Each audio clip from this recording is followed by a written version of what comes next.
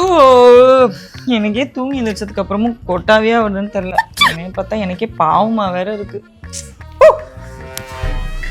ஏன் எப்படி இருந்துச்சு சத்தம்? காதுக்குள்ள கொய்யந்தா? நானே ஏன் மூட் அவுட்டா இருக்கும்னு தெரியாம மூட் அவுட்ல உட்காந்துட்டு இருக்கேன். என்கிட்ட வந்து சத்தம் நொத்தம். இப்ப எப்படி இருந்துச்சு சத்தம்? நல்லா கொய்யினுச்சா? அந்த சத்தம்